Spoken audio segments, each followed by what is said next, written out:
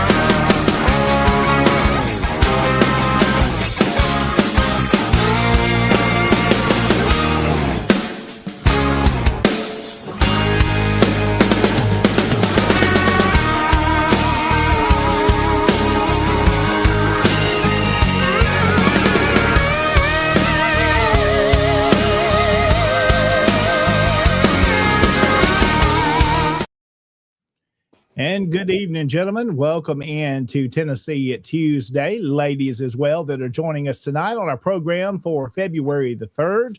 I'm John Blankenship, your host, along with my co-host, Jason Boshears, this evening. And our special guest tonight is Mr. Chuck Roydhouse, who will be joining us here in just a little bit to talk about a heritage promotion officer and why your camp needs one of those. So Chuck will be joining us here in just a little while to talk about that. But as we kick off this evening, I hope you're safe, hope you're warm, hope we're beginning to get over some of this frozen precipitation that in some areas is still hanging around.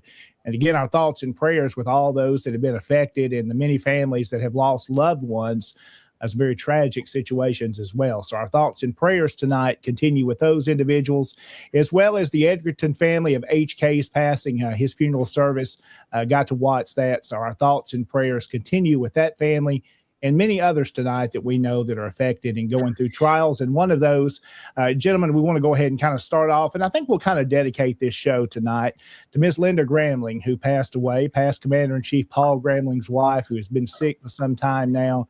And she's passed away in the past few days. So we want Paul to know our thoughts and prayers are with him. And again, a tragic loss there. And I know it's tough for him, a good true Southern lady. And I know Paul misses her, and we will as well in the SCB and all the different organizations she's been a part of and has helped with. So we dedicate this show to her tonight. And we are glad you're here with us. Again, there's our disclaimer coming across the screen that you see tonight. Jason, tell us about our disclaimer. Okay, the views and opinions that are expressed on this broadcast, they're not the views and opinions of the Sons of Confederate Veterans. It's General Executive Council, any division, any brigade, any camp, or any subsidiary. The views and opinions that are expressed here tonight are just the views and opinions of the person that is stating those. Exactly right. It's our own opinions tonight, and we're glad to be here again with you. And we'll start out with saying hello to some folks that are joining us this evening, gentlemen. Linda, she's checking with Florida tonight, so hope things are going well down that way. Also, hello to Derek Glover. I know Derek's going to be on with us tonight. He's very active and very, very busy. Lots of stuff Derek's involved in, and we appreciate all his work. And appreciate him joining us tonight. Toby Oakley there is joining us this evening. Good evening to him as well. And several of our regulars tonight, Jason, already on. Kim joining us from Jacksonville, Florida there in the Kirby Smith camp. So good to have Kim on with us this evening as well. And one more, Mr. Johnny Jenkins joining us tonight there from Springfield, Missouri. So just a little ways up the road from me. And I hope he's doing well this evening. Also, Mr. Roy Hudson joining us there. We saw Linda on just a moment ago. So hello to those folks. Charles LeRae here with us from Louisiana tonight. So I hope Charles is doing well. And Jason, lots of regulars tonight. You see Michael Workman coming on with us this evening. Good evening to him. Our Lieutenant Commander of the Tennessee Division, Mr. Rich Garcia here. And that's just a few folks that are here with us already this evening, and we'll go through some more of those here in just a moment, but several things we want to talk about tonight. We've got a busy show lined up this evening, Jason. Of course, Chuck is going to talk about something every camp needs, and we'll tell you more about that coming up. Also, we've got several events happening in the Tennessee Division that we want to share with you this evening, and I hope you'll stay with us for the next hour to hour and a half as we go through many of these events, and hope you enjoy it this evening. Now, Jason, I've got something I told you before we went on, was a little surprise. There's a trend that's going on right now all over social media, and these caricatures, I have made one just for you. Okay. There is Jason Boshears as the T-Rex is all around him. And if we drop that banner off the bottom of the screen there, hello to Al this evening too, you will see that it wouldn't let me say past Commander-in-Chief, so Commander-in-Chief and Treasurer. I like that in my right hand where the money is, it looks like I got a T-Rex claw. Yeah, I noticed that one kind of changed out. And again, we have to use that disclaimer tonight, Jason. You do handle the money well for the Tennessee Division as adjutant, but I wish we had that kind of gold coins stacked up around us, how much more we could do. So. Yes, and I believe I saw one of those T-Rexes was wearing glasses. I want to thank y'all for that. Well, I hope you enjoyed it. I'm going to throw mine up that I made here if you haven't seen it yet. Chuck, I didn't make one for you tonight because I did these yesterday, and that one kind of fit me pretty well. It got the suspenders in. It picked up the 3 job-related things. So those are fun, but I think Jason's was great this evening with the so now I hadn't seen it. Yeah, I didn't know anything about that. I've seen the trend, but I didn't participate. So so there's a little fun to get us started tonight. We've got a good show planned. Let's say hello to a few more folks tonight. Michael Hardy, of course, joining us. Hope Michael is doing well. He was on with us a few weeks back. Daniel joining us tonight. Good evening to him as well. And then, of course, Charles LeRae says, rest in peace, Linda. Our thoughts and prayers there with Brother Paul. Absolutely. Thinking about him. Then Bob joining us tonight there in Florida as well. Chuck, somebody you know just up the road from you in Lebanon, Mr. Tom Wood, who is joining us tonight. We saw Al's comment just a moment ago. He's in from Tullahoma this evening. Also from Monterey tonight, Dale Welch is on with us. Good crowd here tonight. We've got a good show planned. And then Mr. Robert here with us as well from Arizona. So hello to those folks. And we'll share some more of those comments throughout the program. Well, let's go ahead and welcome in our guest this evening, Mr. Chuck Roydhouse, who is the Lieutenant Commander for the brigade. Now, Chuck, are you also the camp Lieutenant Commander as well in Lebanon? Yes, sir. So for the Hatton camp there, Chuck has a wide experience in financial background, and he'll be telling us more about that coming up in just a little bit. But Chuck, welcome in this evening. Kind of tell me a little bit about your role in the SCV. We like to ask this question as you may be new to some folks that are watching this evening. How did you get involved in the Sons of Confederate Veterans and maybe in history in general? Where did that come from? Well, I've always wanted to join. I never had a lot of time because I worked all the time. I worked for the fire department, and I worked a 24-hour shift and was off for 48. And then I owned a landscaping and a chimney service company. So when I finally retired and left Maryland, which is below the Mason-Dixon line, so I'm no Yankee, we moved to Middle Tennessee. My family is originally from West Tennessee, as John knows. Yeah. From Bells, Tennessee. And my aunt swears that somehow we are related to the Blankenships. I haven't had a chance to delve into that, but that would be real fun if we ended up being kin somehow. I know we're going to be close because your ancestors, some of the Wades that are just a few miles from here in Humboldt, just over in kind of the Gibson-Crockett County line, and they all tying together via marriage. So somehow we're almost going to be related if we're not. Yeah, I'm sure we are. So my great-grandfather was a second lieutenant in Force Cavalry, and he was wounded in the Battle of Memphis. So that is my ancestor.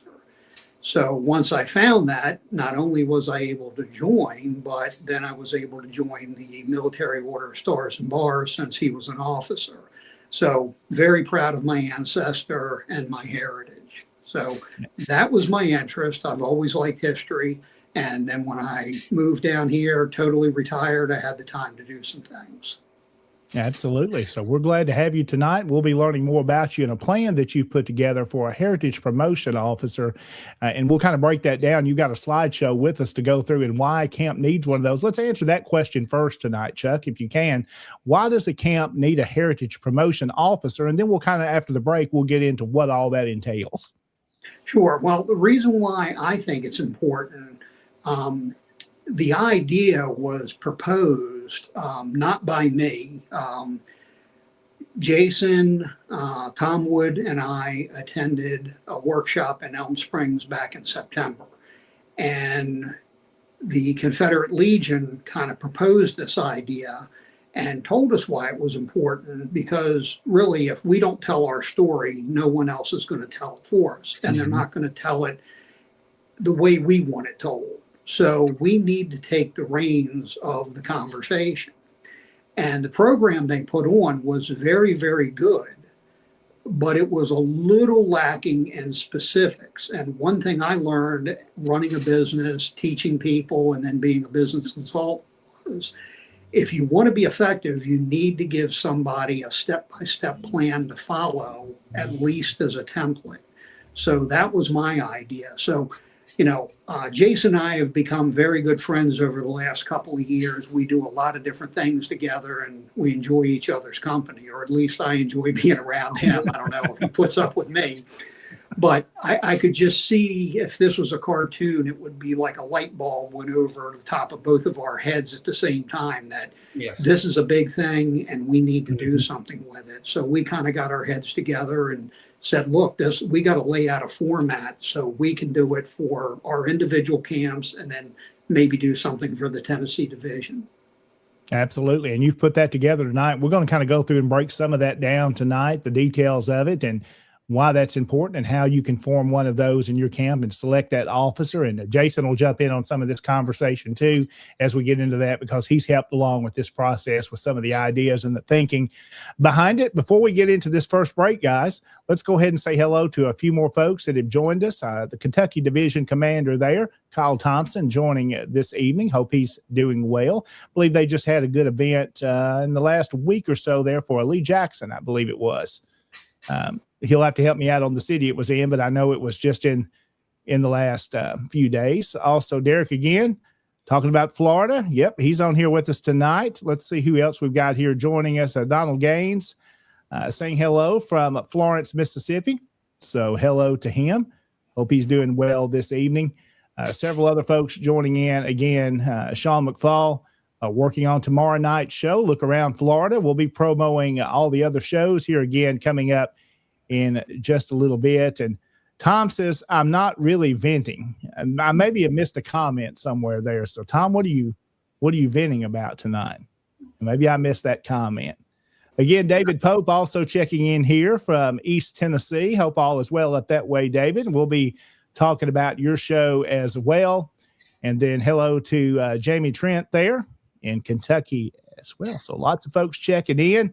Hello to all of those folks. Steve Reed down around Shiloh here in West Tennessee checking in. Paul Gramling, Paul on with us tonight. We appreciate Paul. And Paul, we're definitely thinking about you and our thoughts and prayers with the loss of Linda. So we've dedicated this show tonight to her memory and hope we do justice tonight to honor her and all her work she's done. And I know you miss her, and we're thinking about you. Derek, again, a magnificent workshop, eye-opening. Yeah, they're talking about a lot of good conversation. I like this, Jason, when we have conversation going on in the chat. Mm-hmm. And then one more here tonight, and we'll take our first break. Of course, Kyle saying all is well, the Lee Jackson there in Benton, Kentucky. There we go. And Adam Southern was the guest speaker. I know that was a good program. Hope they had a good time up there as well. So we need to go ahead and take our first break, gentlemen. If you'll hang around with us, Chuck, we'll be back in just a little bit. We'll talk more about things going on in the Tennessee division and also the Heritage Promotion Officer. So stay with us tonight. And Jason, do you want to pull up our sponsor list here tonight as we'll talk about those that are sponsoring the program? Yes.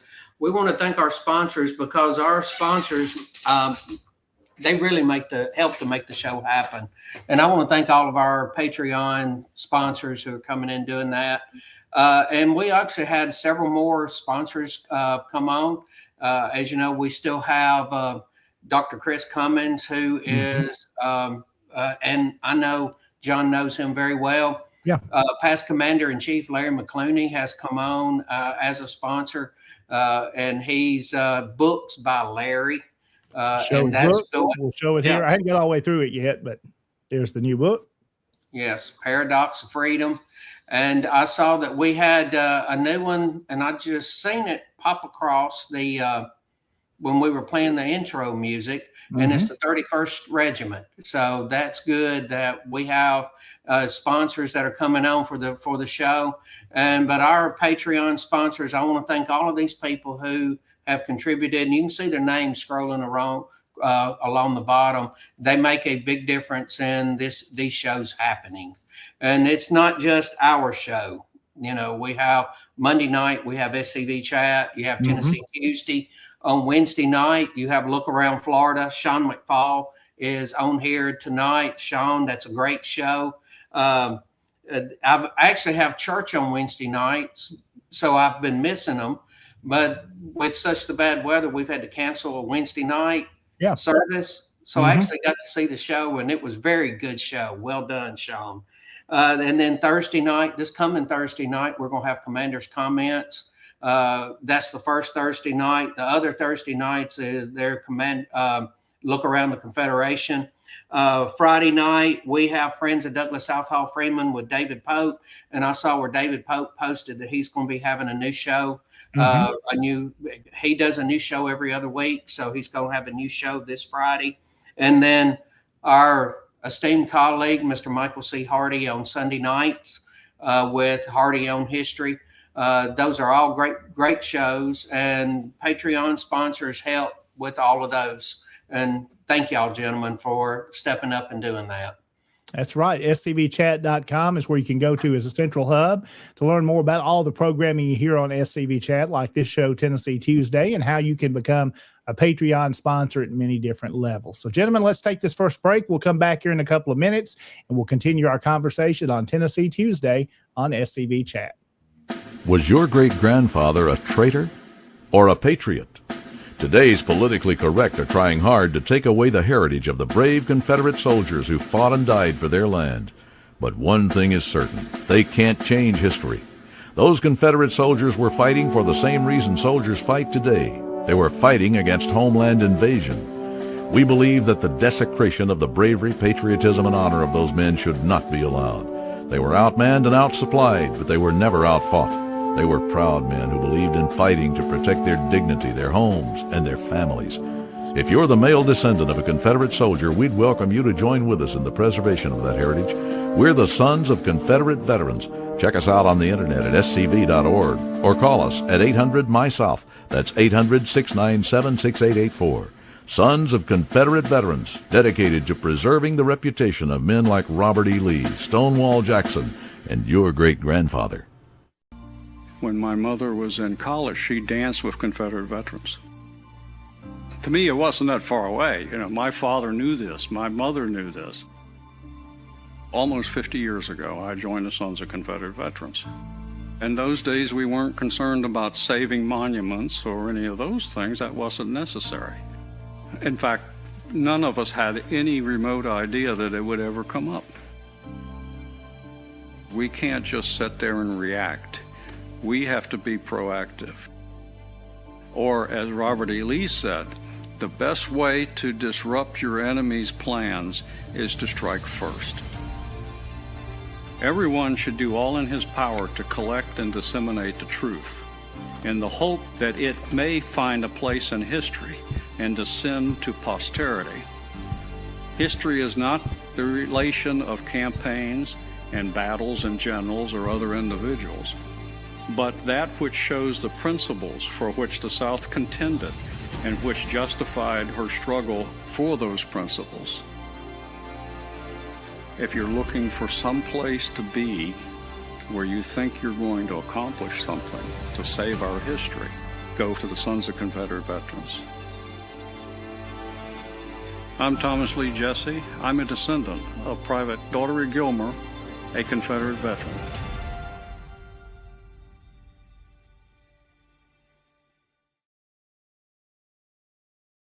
And welcome back into Tennessee Tuesday on SEB Chat. I'm your host, John Blankenship, joining by co-host Jason Boshears tonight. And our special guest, Mr. Chuck Roydhouse, who is joining us from Lebanon. He is the Lieutenant Commander of the General Hatton Camp in Lebanon. He's also newly appointed to our Finance Committee as Treasurer, and he's also the Heritage Promotion Officer in the Hatton Camp. And that's what we're talking about tonight, is the Heritage Promotion Officer and what their role is. This is a new position they've put together. Lots of folks have worked on this, and Chuck has really taken this by the horns and leading with this. And he's going to tell us tonight why your camp needs one and the purpose behind this. So, Chuck, again, welcome back in with us. And I know you and Jason have had some discussion and kind of putting this together. So I'm going to kind of let you lead here in which direction you want to go, and as we talk about this tonight. Okay. Yeah, I don't want to make this really, really hard to understand. The simple concept, as we said in the beginning, is we need to control the message. So think about how we as consumers are marketed or advertised to, whether it's on TV, podcast, X, anything like that. Why wouldn't we want to mimic that? So if we want to recruit, if we want to tell our story, if we want to be viable and go into the future, the only way for us to do that is to get out into the community. The problem is, if we just keep talking to ourselves, we're already sold. We're preaching to the choir. So the goal is, let's come up with a format to teach people in our organization and camps to get out in the community, get involved, let them know that we are still around, and let's talk about in a positive life of what we promote and why it's important to them and how we can help them. Yeah, very important to do. And we've got to promote ourselves. Like you said, Chuck, if we don't do it, who else is going to do this? And this is important for a camp to have this person that they're designated. That's their responsibility to promote what we do and what your camp does, or your brigade or division, wherever this officer may fall. So, Chuck, you've got a slideshow together, and I'm going to let either you or Jason, do you want to go through it tonight, since y'all have kind of discussed this? And Chuck, you just tell us where you want us to go with the slideshow tonight. We'll kind of break it down. Sure. Well, if you want to run through it, I guess we'll start where it has the slide with all the pictures. I'll talk about that as a starting point. I don't think anybody really cares about my bio. We already talked a little bit about that. So my vision is that the HPO is kind of like a PIO and a marketer. So a public information officer. So whenever you see a large fire or police activity, they'll have somebody speaking to the public that speaks for the chief executive, whether that's a mayor, county executive, governor, whatever. That's kind of the mindset that you might want to think about, is that you're speaking for the camp or the division or the brigade. So when you're in that mindset, the best thing to do is to have a positive message. How do you want to market and be received? Who is the audience that you are kind of addressing? And that can change depending on where you're going to be. I like to have an elevator speech ready at all times that basically I've memorized.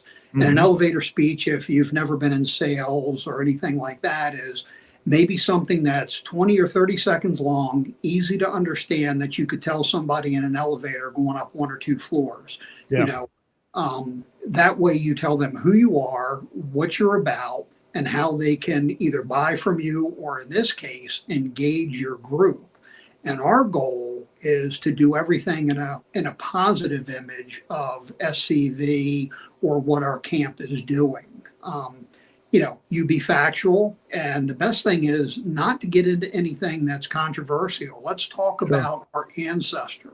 So let's talk about our devotion to God and country. I don't think too many people are going to be against that. Definitely not in the South.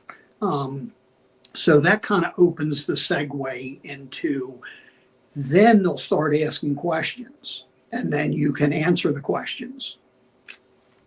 Yeah, I like what you're saying there, Chuck. Start out with something small that you can connect with them on. Like you said, the God and country, or God and family, that's important. Something small that you can grasp their attention, not just come full force that blah, blah, blah. The SCV does all this, and this. You grab something that'll just get their attention first. Right. And then usually I'll wait for a follow-up. I used to do a lot of sales training with my home service businesses. And the thing that you want to do is you want to ask a question that is going to elicit a response. You don't want to ever answer anything that is black and white with a yes or no, because that'll kill your conversation. And the whole thing is to engage someone. So after you talk about what you do, then they would usually follow up. Well, how do you do that? Well, then I talk about, in our area, the headstones that we clean to honor the soldiers, the monuments that we take care of Hartsville Battlefield, things like that.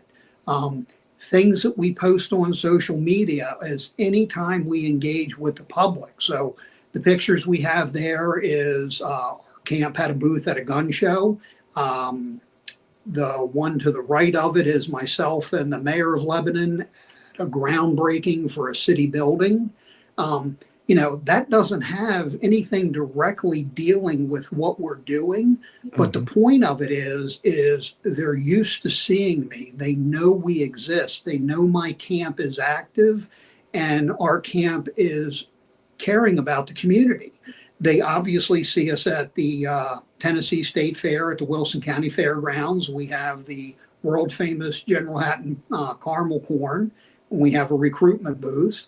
On the bottom row, I picked that photo just to give you an idea of when you get out in the community and you start meeting with these people regularly. In the picture that you're looking at the bottom, that's the Wilson County Sheriff, Senator Pody, City Councilwoman, Clerk of the Court, the Provost for Cumberland University, Clark Boyd, which is our state representative. And all of those people know me by name and by face because I've been working with them, not only at the chamber, but I go to their different events to support them. I was with a bunch of them today. We did a disaster recovery event with the mayor of Wilson County. And there was a lot of different volunteer organizations that support the professional organizations, local governments, things like that, because when you have these large snowstorms, hurricanes, tornadoes, they get overtaxed. So there's a lot of ancillary things that we can do as a group or organization to support them. And then, of course, when you're having the recruitment booth or anytime you're engaging with anyone, I suggest taking literature with you. We've been very successful with the recruiting cards and the baseball cards. We like handing out the one, obviously, with General Hatton because he's our namesake. One of the things that came out of Confederate Legion was the Dixie Defender. And that is one of the passive ways to engage somebody because there's nothing in there directly at the beginning talking about SCV. It's if you're at a gun show or somewhere similar, it's talking about, in this edition, the Lamont pistol. It's talking about different rifles, cannons, things like that. So you're already in an audience that likes those kind of things, and then it draws you in as you open up and go through the brochure, then it starts talking about our group. So it kind of dovetails into it. And then locally, the last slide will show things that we've developed in our camp. We have two driving tours. One is one that just came out in this last spring, is different locations around Lebanon. There's a lot of history here. We have, General Hatton, of course, but we also have Lieutenant General A.P. Stewart, which is our Military Order of Stars and Bars chapter we just formed here. So it talks about, where they lived and, different things that went on here, the Battle of Hartsville. We have a driving tour of that. Those are all things that you can engage the public with. You can put in their hands. They can drive around. They can see it. And then we have a chance that on the inside, we set the tone and the message of why these landmarks are important and why it's important to keep them. Great job there, Chuck. And something I really like in some of the photographs you've shared there tonight is when you attend other events and these functions in your city, I like that you address, you're dressing appropriately for the event that you're at. If it's a formal event, you're dressed up to be there formal. If not, it's just a sport coat and jeans. That's something I've always seen is very important. Then when we go to other functions that, and I don't want to say the word we blend in, but we look appropriate. We're not there to, you see where I'm going with that? We're not over flashy. We're there to support them as well and not just to promote us. Correct. And the other thing that you have to understand is I learned as a young kid, I'm going to date myself, but in the 80s, one of the popular sayings was dress for success. I grew up, in the preppy era. And that is a very true statement because if somebody wants to be taken serious, you need to dress for the appropriate event. Yep. That way, as you said, you blend in. If it's a business event, you want to wear some type of a business attire. If you show up in jeans and a t-shirt and you should be wearing a sports coat, maybe a tie or something like that, you're not going to get the serious attention that you want. You're going to have people move away from you. So it's, in one sense, some people get offended thinking, hey, I'm who I am. But if you want to be taken serious, that's true. My in-home salespeople, my crew leaders, my truck managers wore a button-down shirt. They didn't wear a t-shirt. They didn't wear a polo shirt. My helpers or assistants, they wore polo shirts. The reason for that is we wanted to look professional when we were in your home. We wanted to give you the confidence that we knew what we were talking about. So we would want to kind of model that in the same fashion that we're in front of an audience and we want to promote who we are. Let's be professional and professional looking. And many times this is the first chance. This is your first impression. The first time somebody sees you representing the SCV, that's what they remember. So if you're professional, not just looking, but in talk and conversation, people remember that, and it goes a long way. Oh, absolutely. Well, as we continue along tonight, Chuck, I want to make sure we give you plenty of time to get everything in. Let's kind of jump in a little bit about your role that you've taken on as the Heritage Promotion Officer and kind of what that's looking like if a camp maybe wants to develop one of these positions, what some of their responsibilities would be, and who is that perfect person to do that? Because it's not just for anybody. No, it's not. It's not just filling a slot. So when you draw up an SOP, a standard operation procedure, that's half of it. The other thing is you have to draw up what their daily duties would be. So think of one as kind of like a job description of what the person would be, and that would be the standard operating procedure.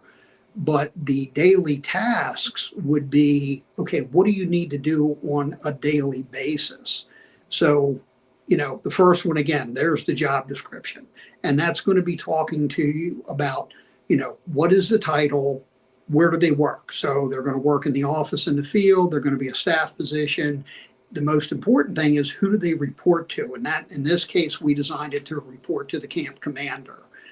That is probably the most important person to have you report to, because the commander, as you know, sets the agenda and the purpose of what the camp or the division is going to do, or the brigade. So we need to make sure we know what his message is and how to get it out there. So I go into some detail, and we'd be here all night if we read through all these, But the highlights would be somebody that is computer literate, somebody that's able to get out in the community. They're not afraid to engage and speak, and they can talk on different levels, and they can recognize who the different audiences are, so they can kind of modify on the fly of how they want to temper or broach the conversations to weave it in. Absolutely. Well, looking at some of these other things here in some of the slides, some of those required skills, and something's very important is social media is king today. And that's where people are getting information and looking at. So it's so important that they've got to have good social media skills and understand messaging as well to be able to respond to people that are sending you messages. Because if they're reaching out to you, sometimes whether it's good or bad, at least they're interested in you. Well, that's exactly right. And one of the things I learned in business is you can turn a negative comment or a negative review into a positive. The worst thing you can do is ignore it because it won't go away. So a lot of times you might get somebody that's an agitator. Don't engage the agitator. When you answer a complaint, you're never directly answering the person complaining.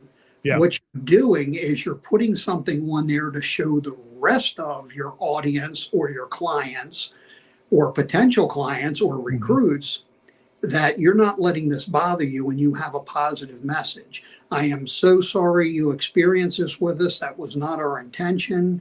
You know, what we focus on is this, this, and this. And whether that person believes it or wants to keep rolling around in the mud with you, that's not who you're looking to go after. You're looking to go after everybody that's watching all the other comments. And Chuck, that's very important to mention that when you're engaging in someone that may be a little negative to your organization, that as you're responding to them, it's important you did respond to them, but know when to stop that conversation and not get to an argumentative point. Yeah, because the minute you start arguing, you've lost the conversation. It's exactly when you're talking about sales. If the best way to make a sale is not sell somebody something, it's to listen to their wants and needs and then craft your message in this case, or whatever the proposal, the repair, the maintenance is going to be that's going to satisfy their need.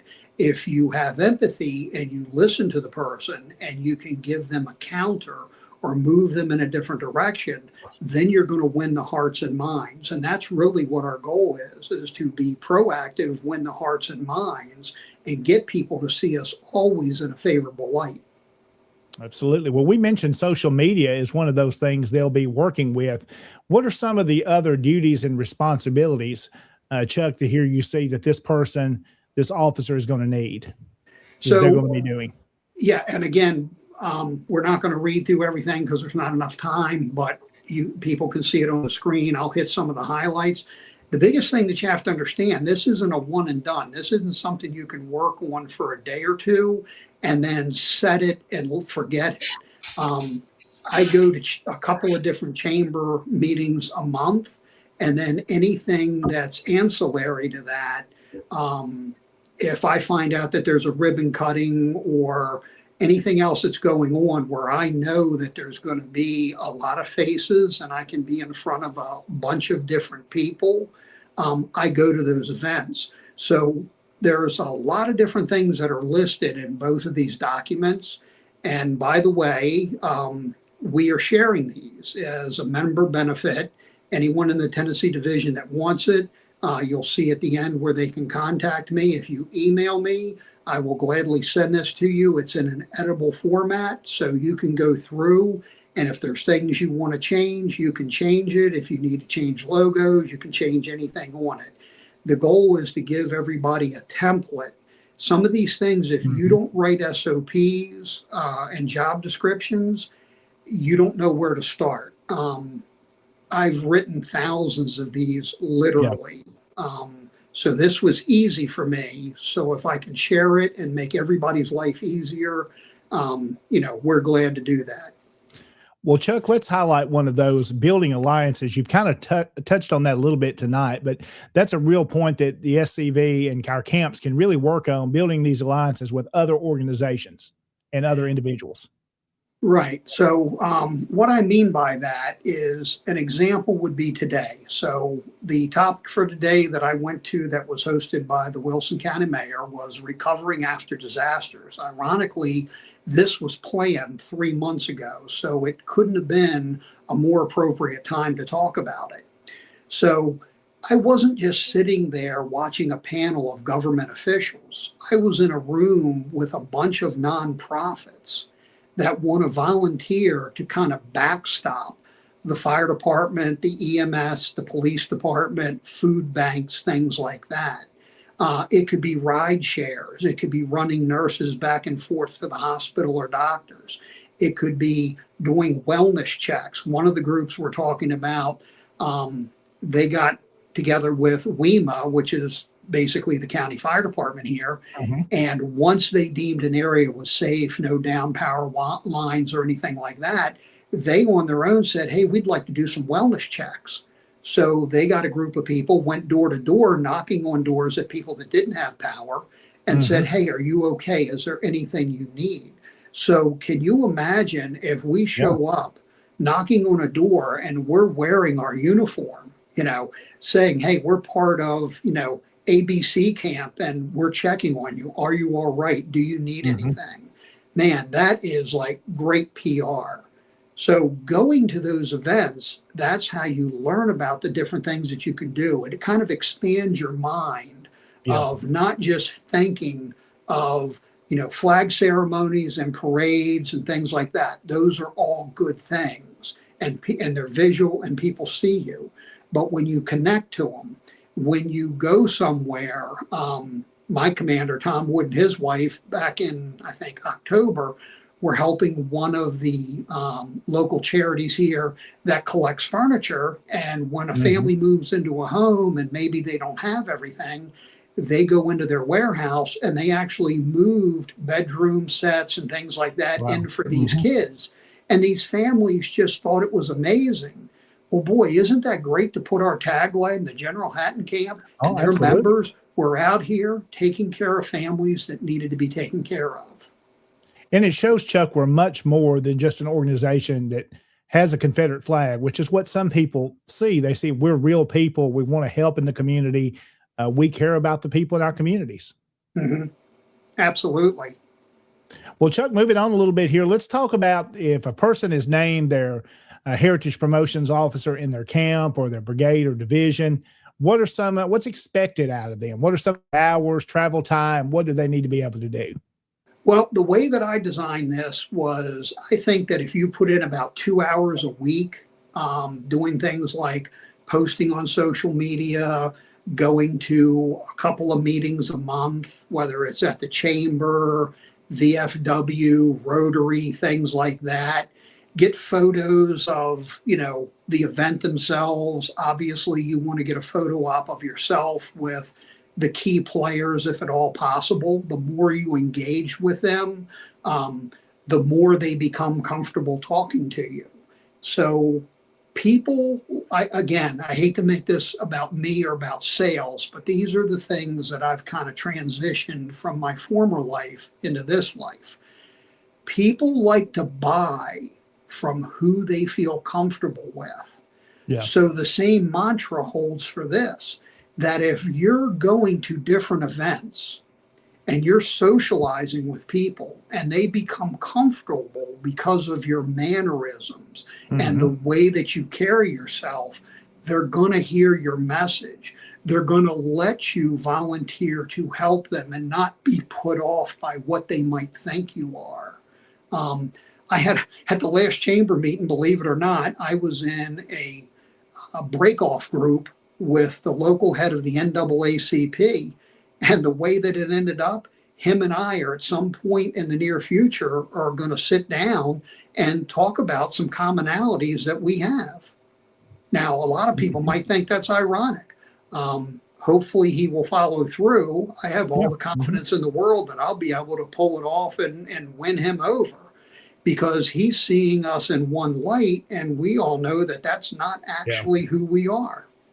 And Chuck, you bring up a good point. There's something I've dealt with locally in our community here. As you get out there in the network, people get to know you. And that same conversation you're talking about having, I've had that conversation with some of the opposing side.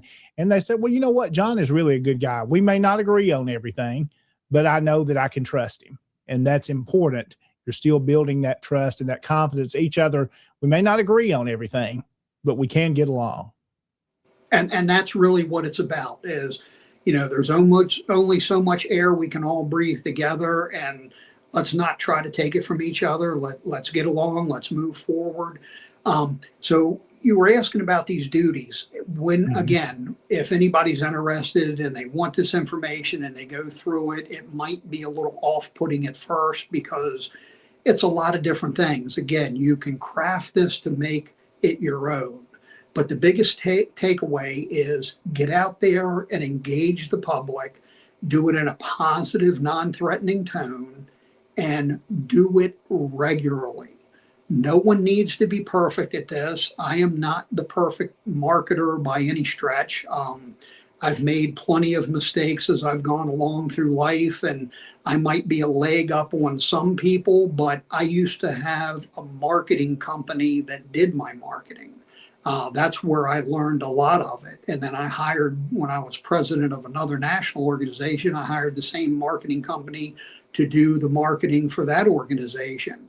So I kind of saw it from every different direction because one, I was in home service and I was looking to take care of something that you had a need for.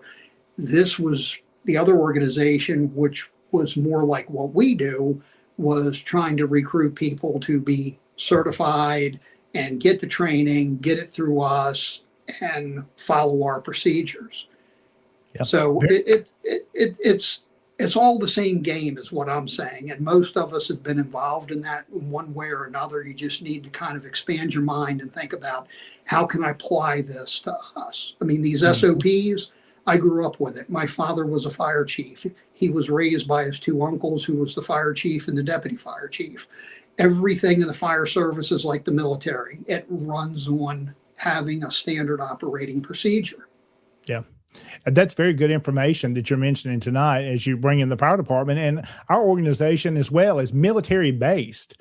We have a command structure that sometimes is probably not followed so well as it should be, but it's designed, if we develop this right, it'll run smoothly, things will get taken care of and things will get done. And that's why this position we're talking about tonight is so important for your camp, your brigade, division, that you can get out there and promote and really get involved with what our organization does and put it in a positive light into the community. So Chuck, as we kind of get ready to wrap up here on the presentation, is there anything else we need to include in? And Jason, feel free, as you've helped with this, to kind of jump in tonight.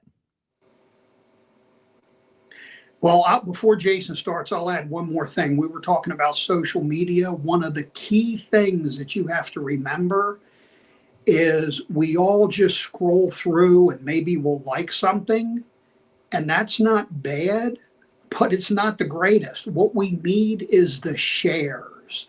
Yep. So think of the shares as a force multiplier. I've used that word a lot, and that was one of the things that they were talking about with the Confederate Legion. So, depending on the number of members in your camp, if you think about it like this, I have a slide on there, talks about it being a force multiplier. So if you have, let's see if I can find the slide. That's one. Very good presentation tonight, Chuck. This has been absolutely great information and encourage the camps. And as we get towards the end here, we'll share this information out and we'll make it available. Of course, I see we've got some comments already tonight, Chuck, that folks are asking, how can we get this?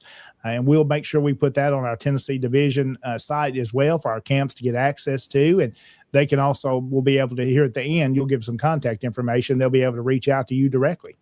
Absolutely. So I found what I was looking for in the slide talking about where the shares matter. So, according to the information I received, there's about 30 members in an average camp. So if they had 4 friends or family that would share whatever's posted, that would give you 120 shares. Mm-hmm. So a camp like the Hatton camp, where we have like 70 to 80 members, then all of a sudden you have 4 times 80, which, that's going to be 320 shares if everybody shared it. Now, I realize you're not going to get 100% compliance. Sure. But my point is, if we got 10% compliance, that would be 32 shares. So if you had an average camp of 30, instead of 120 shares, you might get 10 to 15 shares. Well, if you're getting none, that's a huge amount of shares. And the reason why the share is important is, because I handle the social media for our camp. I see who's clicking on it, who likes it, and I appreciate that completely. But it's all you guys. I'm preaching to the choir. Yeah. I need your grandmother to see it. So if you share it on your own page, then your grandmother or your neighbor or your cousin's going to see it, and maybe they're going to share it and their friends are going to see it. And that's how it becomes a force multiplier. Absolutely. It works those algorithms that social media has built. The more shares you get, the better. And even your information that you're sharing is important as well, Chuck. The stuff that you're putting out there, your taglines, the information, something that I've kind of watched that I really never have liked, when somebody types a full book on a post, nobody's reading all that. It needs to be to the point, and something's going to grab their attention. It needs to be well written. You can use things like ChatGPT that will help you rewrite stuff and make it sound better, more professionally. Use those tools that are out there. Well, I know that you have a full show, so if you want me to wrap this up, what I would tell you in closing is, tell the story. We're honoring our ancestors. We're preserving Southern history and Southern heritage. Say their names. I'm stealing that from past commander-in-chief there. That is something that was just hit me, and it's always stuck with me. Say their name. Win the hearts and minds. Do it with truth. Don't be confrontational. Make friends where you're going. And remember, when you talk, your mind is on parade. Make sure it's a parade somebody wants to watch. Absolutely. That's right. Chuck Roydhouse is our guest this evening on Tennessee Tuesday. And Jason, I want to give you a chance if you want to jump in. I've done most of the talk with Chuck tonight. If there's anything else you want to include or comment on tonight. I don't know that there's a whole lot left to say. Chuck has done a fantastic job with this. And he is correct. When we were first approached with this, if I remember right, during the actual Confederate Legion workshop, you and I started talking about this position. And I saw such a need in it. And Chuck had already, in his mind, he already had this formulated. And he put something together, and I read it, and I brought it before my camp. And when we had our elections and we were voting on changing our bylaws, we put this in our bylaws, and we created that position within the camp.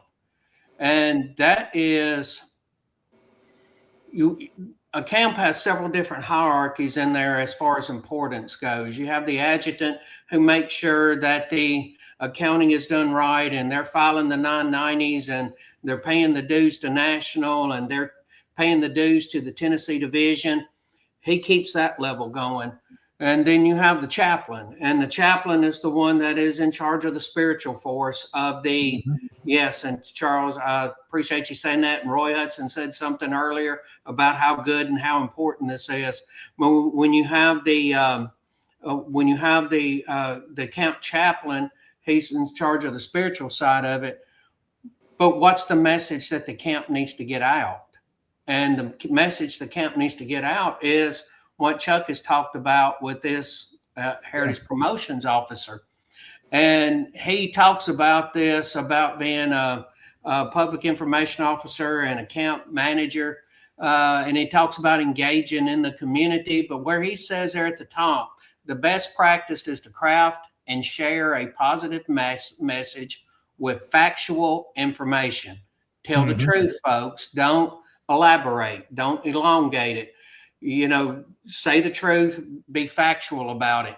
And telling our story of our proud Southern ancestry, devotion, and love of God and country. When you start there, that's your start.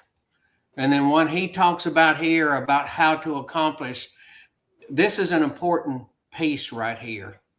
change passive supporters to active supporters. Yeah. And we know because we have done polls out there with people. And if you remember, the Kennedy twins through the Confederate Legion did a poll and found out that we had huge public support where they're passive supporters. And you take a passive supporter and you turn them into an active supporter, and then you become involved in your community and you put your message out there. Chuck has covered it perfectly. There's not really anything to add other than, if you want this information, you can let me know. You can let Chuck know. We'll get this information out to you. This is something that works at the camp level. It works at the division level, and it'll work at the national level. In a bigger picture, I see an HPO for the Tennessee division working with Georgia, working with Kentucky, since we have Kyle Thompson on here, talking about the great thing they have, things they have there, and helping promote each other. It is a positive message, and we have to make, because we can all get mired down. Yeah. But let's keep it a positive message, and you can just tell the truth. That's all you have to do. And Jason, and use that skill that's in your camp. A lot of times we don't use people with skills. We find out that you have somebody with experience in marketing, and there's somebody here in our area that I know of, I've just learned about, has a marketing background. That's important to use these people. Find a role for them where they can use their skills, where they can work best. Not everybody's a reenactor. Not everybody is a tech guru and building a website, but they can speak well in front of people. Use these skills. Every camp has somebody, and this is going to be somebody that they know everybody in town. Well, they're the ones that can help you in your networking. You have somebody that is a very good speaker. Okay, well, he can help the HPO and he can help the camp commander. And the HPO person, he doesn't have to handle all of it together. Don't be overwhelmed by that list of duties. Sure. He can, like Chuck being an HPO for his camp. Well, he's going to have somebody good in his camp that's good at this. Hey, why don't you go do that? I'm going to take care of this side of it. You take care of that, and we'll talk. And then we'll figure out and report back to the camp and get moving. This is what I like about it. Go ahead, Chuck. Yeah, I just want to add, while you're on that one subject, one of the things I left out that I wrote in my notes, you also, part of what you want to do is build a deep bench, okay? I might get hit by the bus tomorrow. Yes. So Tom Wood has a copy of this. Yes. If he needed to step in or get somebody trained, they have a script to follow. So that's what I would do with my employees. And I did it for people that used to hire me as a consultant. I would go in and draw up a job description and a task SOP for everybody, from the chief executive all the way down to anybody that worked there. It could be the guy that runs the maintenance garage. I would have an SOP for them. So everybody knew a job. That way, somebody calls out sick that answers a phone. Maybe John, well, you probably have this at the library. Yeah. That's not maybe your normal job, but in an ice storm, 2 or 3 people don't show up. You're short on employees. Well, now you're no longer the boss of the library. Now you're the guy working the front. Well, if you haven't done it in a month, if you've got a quick sheet that says, oh yeah, if somebody wants to check out a book, this is the procedure. Or if I need to answer a phone call, these are the questions I need to ask. So it's a script to follow. That's how McDonald's has been so successful. They worked everything out, broke it down into individual tasks. So I happen to do all this because I've done it all before, and it's easy for me. The next step is getting a committee to help me, which is what Jason was talking about. Start involving some other people so we can then hand it off. And you kind of touched on this cross-training employees, and I say employees because that's what we were directing at, is that they know how to do these things too, but they are also actively still doing these things. Like you said, I haven't done this in 6 months. I come up there, what do I do? Having that manual together, here's the steps that need to happen. I may not be as savvy and as quick, but I know what to do. The place doesn't shut down. Exactly. We keep going. Yes. Yeah. And cross training's huge. And what Chuck was talking about it, I call it the dump truck rule. And that is, you never know when somebody's going to get hit by a dump truck. Okay. Yeah. And then if this is one person who is handling all of it, well, it's a house of cards. It's going to come down. And that's the reason why you have all this cross training, and you have it defined the way that Chuck is defining it. You have all of these different pieces on it, but it's not just, it doesn't have to be one particular person. Yeah. It could be 5 different people coordinating in this effort. So nobody gets overwhelmed. And in case somebody gets hit with a dump truck, you still have a working program. You're right. And that's the point, for it to last past the 3 of us. Absolutely. Well, man, this has been great information tonight, Chuck, Jason as well. Good information for our camps, our members. How can they contact you if they want to get a copy of this that they can just review? Maybe they want to put it into effect and establish it and make it happen in their camp. How do they reach out to you? Sure. So I can be reached at chuck@roydhouseeffect.com. You can put that on the crawler at the bottom. Anybody who sends me an email, they don't have to be flowery. They just say, hey, I want the HPO stuff, and I'll send them all of these slides. Jason has a copy of them. If you have a relationship with Jason, easier to get in contact with him. We're willing to share. The idea is to make, your camp, the division, the brigade, the SCV better. Let's all get on the same page and move in a positive direction. Chuck, is this something you could train someone on if maybe they wanted you to come speak to their camp or their brigade or even a division of how to implement this and how to make it work? Are you available for things like that? Oh, yeah, absolutely. It's pretty easy to do it once you look through it. It's not as complicated and off-putting. When you start looking at a lot of words on a piece of paper, people usually pull back. No one likes change. It's just adapting to the idea of this is something we need to do. And I learned a long time ago, do you know how you eat an elephant? One bite at a time. Yep. Absolutely. Well, great information again tonight, Chuck. Thank you so much for joining us. I hope folks will reach out to you. Again, there's the email address at the bottom. You see scrolling across the bottom. So if you want to reach Chuck Roydhouse and find out more information about this, he'll be glad to work with you and get this information out to you.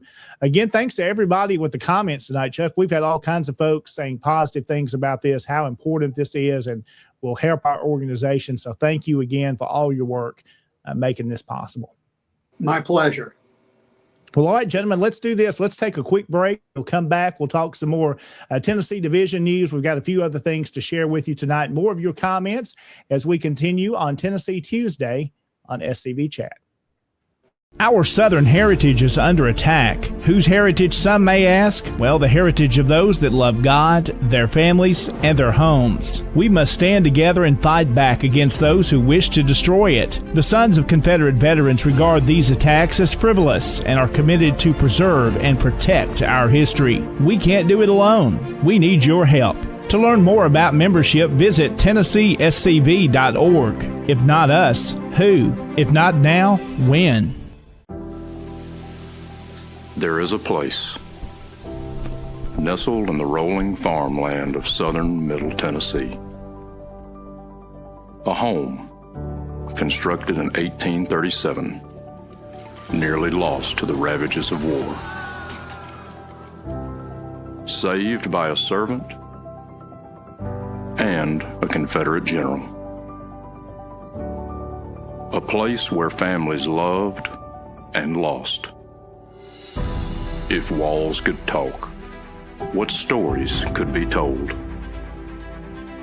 If a place, a home, can feel love, loss, pain, surely this is one of those places. Nearby is a more recent structure, and inside are the stories of heroes and heroines, stories of battles won and lost. Stories of sacrifices made by the people of its native soil. a place that will tell the true and complete story of the Southland and the war fought for its freedom.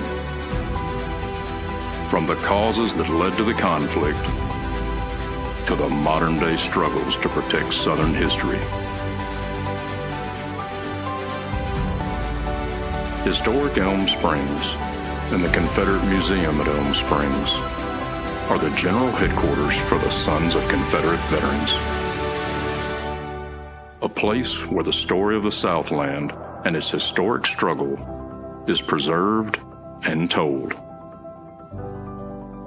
Come and discover your history. Welcome back into Tennessee Tuesday and SCV Chat. I'm your host, John Blankenship. Jason Boshears is our co-host this evening, as always. Jason, man, this has been a great program tonight. We have had some great comments, and we want to feature a few more of those. Again, we appreciate Chuck being with us tonight. Daniel there saying, a pleasure listening to you, Chuck. Also, David Pope commenting there. Great show as always. We appreciate these kind words so much, and we appreciate you watching and listening. Johnny Jenkins there as well. Thank you, Chuck, for your work and your time. And that's just a few of those comments tonight, Jason. The fine job Chuck has done. And Chuck, again, we appreciate your effort on this. And I believe this is going to be very useful to our organization. All we have to do now is use it. Now the talking time is over. Now it's time to stop talking about doing it and just start doing it. And now we just need people to plug in. We need our men to step into the gap and pick up the mantle and pick up the flag and run with it. You're right. Well, gentlemen, let's go through a few things tonight that we've got going on across the Tennessee division and our organization here. Of course, we'll mention probably a little bit of national stuff as well. There's a couple of events coming up. And first, we just heard that commercial you just saw promoting the National Confederate Museum. And we always want to promote our museum. If you haven't been to Columbia and seen this museum, I know all three of us have been there and seen the fine job that's been done by so many putting this together, with Adam Southern leading as executive director. A fantastic job of our National Confederate Museum there at Elm Springs. Again, there are those hours. Jason, help me confirm, are Saturdays back open now? Right now they're having to fill in. Yeah. We're having to hire another person. So because the person was only working 1 day a week and found another job. So we are and then we had the bad weather, so we've been closed for a couple of Saturdays. Sure. But we will be back open up, yes. I know Adam's been advertising that locally, so I'm sure if you're in the Murray County, Columbia area, you could reach out to him if you're interested in that. What a neat opportunity to get to promote Southern history and lead the museum there and be the welcome face for our organization. That's the first folks see when they come in the door there, Jason.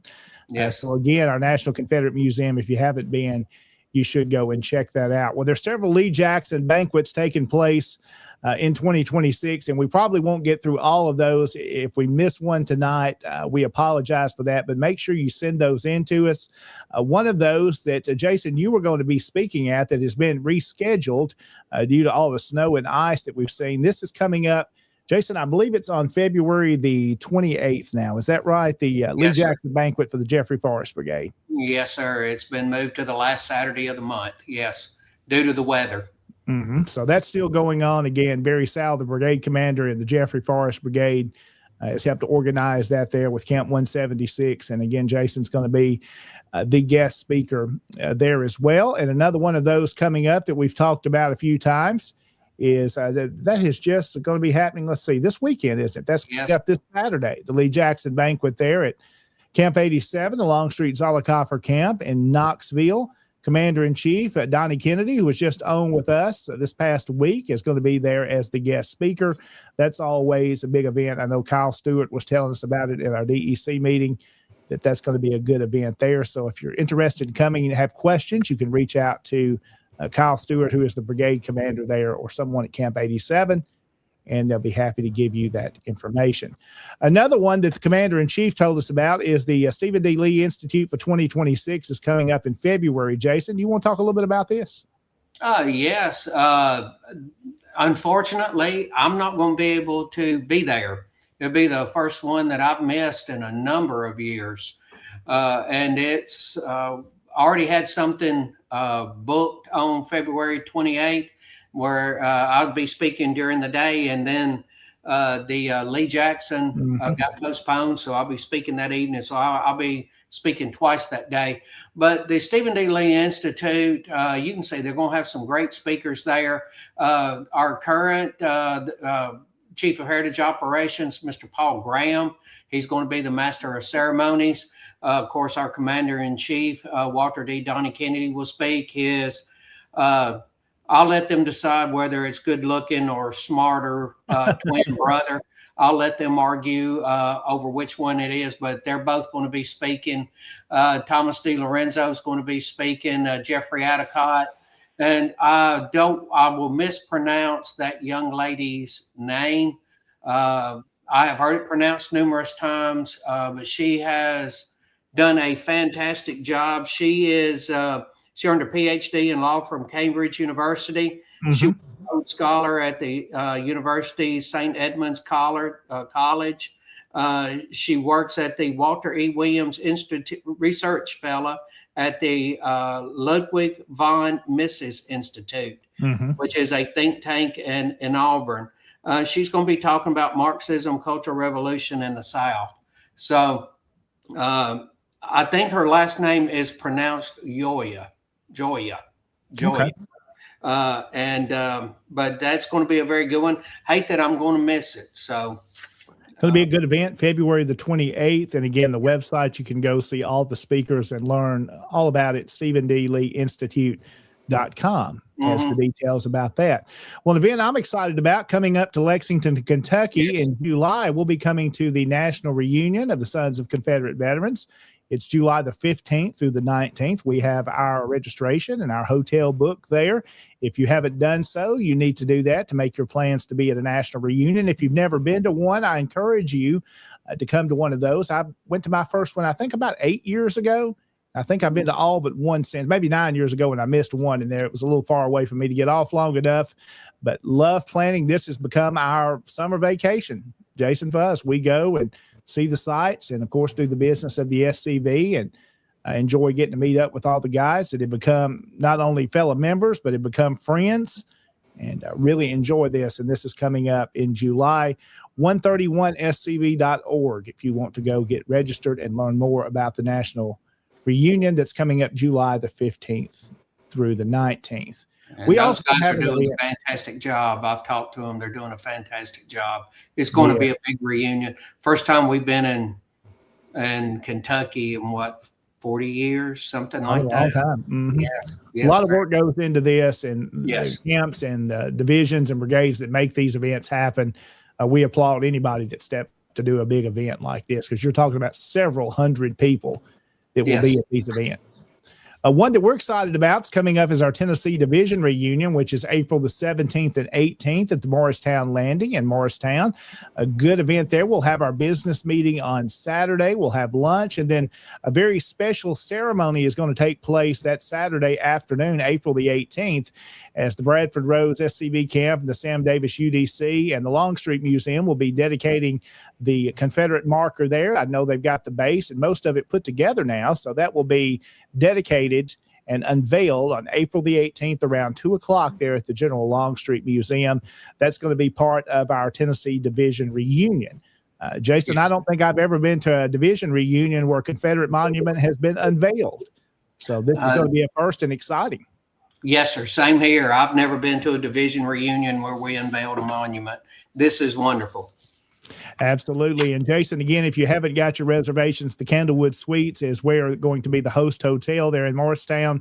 So make sure you get that reserved. It's going to be April the 17th and 18th. TennesseeSCV.org is the website for our division, where you can go and learn more about joining us at the Tennessee Division Reunion. Jason, another event that you're going to be a part of, you're a busy man. You're speaking at all kinds of SCV events. I've got an event are y'all familiar with the Colonial Dane Society? I've heard of them, yes. So I didn't know we had one locally in Jackson. So I'm going to be speaking to them on Saturday. Going to be speaking about cemeteries and my work that we do in cemeteries and how to properly clean headstones. These ladies want to know about that. So we're going to do a presentation, our CERT program. So It's not directly speaking to the SCV, but it's talking about a program that the SCV does and teaching people proper procedures. So I'm looking forward to that. That's for me this coming up Saturday. Now, another one you're going to be speaking at is the General Patrick Claiborne birthday celebration for the Macklemore Brigade. And again, Chuck is a part of this here. And Chuck, feel free to jump in if you want to talk about this. It's going to be a potluck dinner. Jason's going to be speaking. And Chuck, you want to tell us a little more about what's going to be happening? Oh, yeah, we're really, really excited about this. Evidently, this went on and hasn't been done for a few years. So Commander Tom Wood is the new brigade commander. He decided that this would be a good way to get us all back together. The thing that we want to do at the brigade level is get all the camps that are in that brigade to have better communication and work together. And one of the first ways we decided to do it, besides visiting the camps together, is we wanted to get them together for something to celebrate. So he came up with the idea of bringing this back. Obviously a great general. We have a subject matter expert that's going to tell us all about him. So I'm really looking forward to Jason telling us everything he knows about Patrick Claiborne, Clebean. What does your aunt call him? Oh, yes, they got in an argument. Yeah. So the big thing is please RSVP as soon as possible. It's a potluck. We are going to supply the meat and the drinks, but bring a side dish or a dessert. And we really can't wait to get everybody together. We want to make our brigade stronger. Yes. I'm honored to be there. Thank you for the invitation. Yeah, going to be a good event. This one here we want to share. Steve Reed said Shiloh's Lee Jackson banquet has been postponed. So if you were planning on coming to that, due to this winter weather we've had, that's being moved to Thursday, February the 12th. So if you're interested in attending the Shiloh Brigade there in the Shiloh's Lee Jackson banquet, just reach out to Steve and he'll get you the details. And that's coming up next Thursday, February the 12th. And let's see another event as we one, if we're going in the proper order here. This is one the Tennessee Division is going to be hosting. This, of course, is our Confederate Flag Day and a flag retirement ceremony. It'll take place at the Forest Boyhood Home in Chapel Hill. That's on Saturday, March the 7th. We'll start with 11 o'clock there for lunch, and tours of the home will be happening. And then the ceremony around 12:30 will get underway. So it's a neat opportunity for you to come honor your ancestors and retire their flags, those ones that may be worn and torn. And it doesn't just have to be Confederate flags. Any flags that are tattered can be brought and respectfully retired. There's some of the activities for the day. We do have a good day planned for you. Southern Food and Fellowship. There'll be different speakers. We'll open and close with prayer. And then again, the flag retirement ceremony that you can bring and to place your flag there in the fire to properly retire it. You'll have that opportunity as well. There will be an honor guard, an artillery salute, and of course, period reenactors there as well. So going to be a good event. And again, that's on Saturday, March the 7th at the Nathan Bedford Forest Boyhood Home in Chapel Hill. And speaking of that, Jason, we have some exciting news. I want to kind of share this tonight. We have been working on the Forest Hall project, which is a pavilion at the Nathan Bedford Forest site. We've been raising funds for that. Many individuals have given towards that. The Tennessee Division has really stepped out huge and putting pretty close to 50% of the funds that have separately been raised ourselves into it to get this built. We have signed the agreement to get the construction started. You have actually made the down payment. We've got that done. So here in the next couple of months, we should see work begin to get that pavilion erected and put up. And hopefully, Lord willing, that will be available to us at the annual event there in June at the Nathan Bedford Forest Boyhood Home. That'll be done. So Forest Hall is being built, and we appreciate all those that have given towards that. And this is just the first phase of the project, Jason. This is the pavilion side. Eventually, this is all going to get closed in and have another space with bathrooms and other facilities on the front, maybe even a small little museum space there to tell more about the General and the Tennessee Division. That's all happening on this site. So we're excited to get this construction underway. So a big announcement. It's been a long time coming, but we've got that done, got the agreement signed. Name is on the line. Jason has written the check, and construction will begin soon. So we're excited about that project to be underway. Something else, let's go ahead and mention tonight, and we are so thankful for our tags in the Tennessee Division that promote the Sons of Confederate Veterans. And when you go to purchase your tags at your local clerk's office, you can get this specialty tag there, and a portion of those funds come back to the Tennessee division. And Jason, you've been a part of these since these really came out several years ago. And this has been the lifeblood to our organization to allow us to honor our ancestors and do many different historical projects. We have helped with the Tennessee State Museum and continue to do so and making donations there to preserve flags and artifacts. You want to talk about some of those? Thank you, Commander. Yes, I'd be honored to. I think starting about 2012, we actually put it in our recommendation for our finances to donate a certain amount, a certain percentage every year to the Tennessee State Museum for the preservation. It started out with Confederate flags, and in 2012, it changed to Confederate artifacts. And we've done 17 flags so far. We have done Patrick Claiborne's. Yeah, I was going to say that. His cappy. Yeah, we've done his cappy. We have preserved Sam Davis's overcoat and the boot that they cut open. And we're still making contributions to them. And we're using them to work on all these other projects that you mentioned earlier, you know, that we're doing. And if you don't have an SCV tag, go and get one. And again, if somebody's watching tonight, Jason, that may not be an SCV member, we want you as a member as well. But you can have these tags whether you're a member or not in Tennessee. Yes, that is correct. You do not have to be a member of the Sons of Confederate Veterans to get a tag. You just go to your county DMV and ask for one. That's all it is. There's that slogan that came out several years ago. I don't know who is responsible for that slogan. I might need to be giving you credit. You may have written it. Let your ride show your Southern pride. James Patterson. Is that Patterson's? Well, that's Patterson. That was Patterson. When he said that, I'm going, okay, that's a good one right there. Yes, absolutely. So that's been great for us. I have one of those tags, and you can also get those customized too, Jason. Yes, you don't have to just get a number. Mine says TNSCV. Yeah, so that's pretty neat. You can get them customized. And something that we mentioned last time for other organizations as well that do this, and I've seen it mentioned, but we talk about SCV directly. Other states that don't have tags have gotten kind of unique. That if you don't have those specialty tags, you can still promote your camp and organization by putting SCV in the number. Still pretty neat. Yes. Be creative. I have seen those. Yes. Again, we appreciate all those that purchase those tags, and we're glad to have those in Tennessee and be able to help out the Tennessee State Museum and many other projects that we work on. And one of those that funds like this go towards helping is some of our projects that we support in Tennessee. In our recent Division Executive Council meeting, we provided support to the Park Cemetery Ridge Confederate Memorial Plaza in Trimble, which has been there for several years, but they need a little extra help there to keep that funded and keep that operating. Again, the guys at Camp 1821, the Bell's Partisan Camp, and more previously Camp 176 in Union City have maintained this site for many years.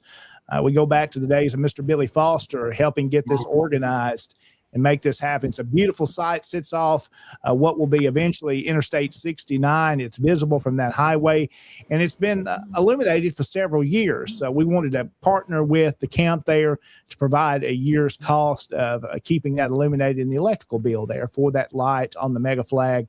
We've been able to do that and also help provide for the state flags that you see in that photograph there in the background. So the Tennessee Division partners with our different camps and brigades. So if you're interested in that and you're in the Tennessee Division, remember, camps and brigades can always reach out to the Tennessee Executive Council, and we like to partner with our camps and help fund these projects. I like what Kim says there in Florida. I purchased a specialty tag with SCV followed by my camp number. Yes, that's a neat way to do it. And Floyd Harvey come on and said Arkansas has the SCV tags. There's several states that do. I know there's states that don't, and they've had to fight to get them or keep them. And so I think that's what you talked about is what I have seen. That's it. Yes, you just have SCV and then the camp number. Very creative. Got to be creative. Yes. This one here we want to mention because I know Mike Dunn told us a little bit about this when he was our guest on in December as they're putting together this band here and they need some help. And Jason, do you know more about this to talk more about it?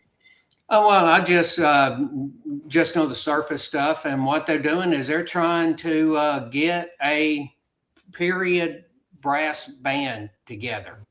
And it will be, you know, it's not going to be playing, I don't think they're going to be playing period instruments, but replica period instruments. And they're looking for anybody who's interested, who's a musician that is interested in doing this. And they're looking, they're raising money right now. They're looking for people that are musicians that want to play. And they are, it's just a piece of that history that has been lost. And they're trying to bring that back, because if you go back to the old UCV, they would have a brass band playing. Yeah, they would. That's what they're wanting to bring back. That's another piece that they're wanting to, and they're raising money for instruments. Absolutely. So that's happening with the Dillard Judd Camp in Cookeville, and you can reach out to them. I know they're on social media. Commander Mike Dunn, he'd be happy to get you in contact with them as they organize that. And they've got a new show called Honor Thy Chaplain. And we won't talk a whole lot about it tonight because I don't have all the details to be fancy and know what I'm talking about. But they have just started a new show geared towards our chaplains in the SCV, and even those old time chaplains during the war. So we'll be talking more about that and maybe have one of those folks on as a guest here on Tennessee Tuesday. So no, you can look up that Honor Thy Chaplains. They do have a Facebook page and a website out there as well, and you can learn more about the program they've got going on. And this is something I love. Jason Camps are picking up on what we're doing, what SCV Chat is doing, and really promoting our organization in this way on social media, whether it's YouTube, Facebook, Instagram, and promoting it. So it goes back to what Chuck has talked about tonight. You need that heritage promotion officer that can do these type things and is active in the community promoting our organization. Well, gentlemen, as we get ready to close out tonight and say our final goodbyes here in just a moment, I want to share this once again. If you've seen the trend talking about social media going around, yes, Jason Boshears has his own now with the T-Rexes all around him. Check out his right hand in the picture. He has a dinosaur hand, and he is our adjutant / treasurer. And there he is as he's raising all the funds for us. And of course, there's his famous hat that, you know, what do you call those hats, Jason? Fedora. All right, there you go. You see him in it, and it's something I like that Chat GPT does. It didn't totally take out the Confederate flag on your pen. Well, and it I noticed is the T-Rex to my left, to the right of the picture has glasses. Yes, he has his spectacles as well. I've been seeing that trend, and the big medallion in the front. I don't know quite what to make. I don't know what that is, but you got one. I got one. I've seen the trend. I didn't participate, so you surprised me with that. And I found out earlier today that according to SCV Chat, I'm a unit of measurement. Oh, you're a unit of measurement now? I'm a unit of measurement. They talked about that on SCV Chat last night. So I didn't get a chance to watch it because we're finished with the housework, and I've been doing a lot of cleaning, putting up curtains and things like that. So I didn't get the chance to watch it or listen to it. You got two of them. I played with this for a little while, and I don't know why I gave you and another T-Rex. But okay. Well, the leg length is about right. Yes. The height is right. Like we got the height right. Yeah, and the helicopter in the background. Yes. Okay. The command center, and look at your mug there with the T-Rex on it. Yes, I see that. Yes, and there's a tank. Yes. A little fun picking at Jason tonight. We appreciate him being enjoying those tonight. You need to post those. I'll send them to you, and you can post them. You gonna post them? You feel free to. I don't know if I got the guts to do that. I haven't done any of the Chat GPT stuff as far as creating any of those. I was actually kind of playing around with it when I was creating something on Canva. And I was playing with something on Canva, and it popped up. You want Chat to write this? And I just said, let's see what it says. And it churned out something in just a moment. Yeah, it will. It's good. And it was fairly on spot, you know. So I thought that was kind of I have to admit I was surprised at that. I mean I knew that it did it, but it's has always been off. But this time it was pretty spot on. But it's taken a lot of what I've already written and put it all together. Well, I So, like to do that sometimes if I'm writing a social media post, just to maybe clean up some of the writing. There's another service called Grammarly that's very popular Yes. out there. This is very helpful for something like that. If you just need to adjust some things and make it pretty, I like to call it. And yes, it'll do a good job. yes, Another comment here. Yes, Canva is a great program. I use it all the time. And something, Jason, I sent you, I don't know if you've seen it or not, but if folks are using Canva and paying for it, if you're a nonprofit organization, you can submit to get the full program free of charge. So make sure you reach out to Canva and look at their website. They do have opportunities for nonprofits where you can use the full featured software and not have to pay. So make sure you check that out. There's some good features out there. yes, it is. It's handy. Well, gentlemen, I guess it's about time to wrap it up. It's 8:30. We've gone an hour and a half tonight. Again, Chuck Roydhouse has been our guest. Chuck, always know the door is open. If you want to come on and talk about things, of course, in the Hatton Camp. And again, great information tonight with our Heritage Promotion Officer. Again, they can reach out to you. What's that email address one more time, Chuck, that they can reach out to you? So it's chuck@roydhouseeffect.com.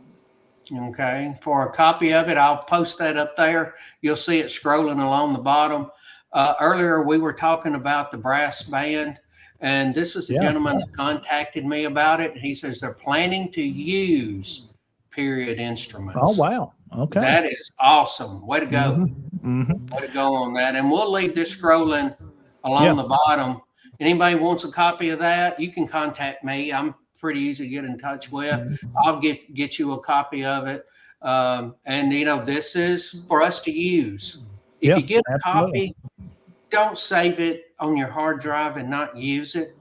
Distribute it out to your camp, take it to your camp, take it to your DEC meeting, and put it to use. Because this can have, if you'll use it, it can have a positive effect for the organization, because it contains everything that we need to be doing to move the organization into where it needs to be going. Well, into the future. Charles LeRae says there, and I know what he's talking about. I messed around with it a lot here lately to get it to use our logo or name in it, and it just refuses to do that. And hopefully that is something we can work on in the future.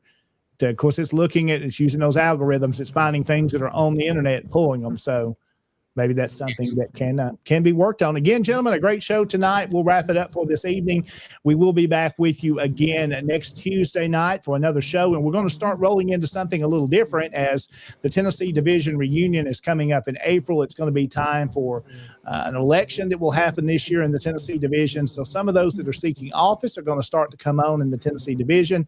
We'll start the next couple of weeks for our lieutenant commander and a second lieutenant commander, and then the week after that, I'll come in and talk a little bit more about my role as division commander and like to seek that position again. So we'll make that available for those that have announced, and also brigade commanders as well will be available. We'll try to get all of those in before the Tennessee Division reunion. So if you're interested in doing that and you're a brigade commander, we're going to be running for one of those offices and plan to run, please reach out to me or Jason so we can make sure we get you on the schedule and get that opportunity. Just remember, you don't have to do the full hour. If you just want to be on 15 minutes with us, 20 minutes, we can do that as well. So don't feel stressed that you've got to talk for a full hour. But if you want to stay on, we'd like to have you there as well. Again, gentlemen, have yourself a great evening. Thank you, everybody, for watching. And we will be back with you next week, again, the same time on Tennessee Tuesday on SCV Chat. Have yourself a great rest of the week. But before we go, I want to thank Chuck for coming on and giving a great program and for all the work he has done on the HPO. And I want us to go out with this, remembering Miss Linda Gramblin, and everybody, please keep Paul in your thoughts and prayers. Absolutely. We'll definitely miss her, and our thoughts and prayers are with the Grambling family. Y'all have yourself a great rest of this week and weekend. We'll see you next Tuesday. Was your great-grandfather a traitor or a patriot? Today's politically correct are trying hard to take away the heritage of the brave Confederate soldiers who fought and died for their land. But one thing is certain, they can't change history. Those Confederate soldiers were fighting for the same reason soldiers fight today. They were fighting against homeland invasion. We believe that the desecration of the bravery, patriotism, and honor of those men should not be allowed. They were outmanned and outsupplied, but they were never outfought. They were proud men who believed in fighting to protect their dignity, their homes, and their families. If you're the male descendant of a Confederate soldier, we'd welcome you to join with us in the preservation of that heritage. We're the Sons of Confederate Veterans. Check us out on the internet at scv.org or call us at 800-MY-SOUTH. That's 800-697-6884. Sons of Confederate Veterans, dedicated to preserving the reputation of men like Robert E. Lee, Stonewall Jackson, and your great-grandfather.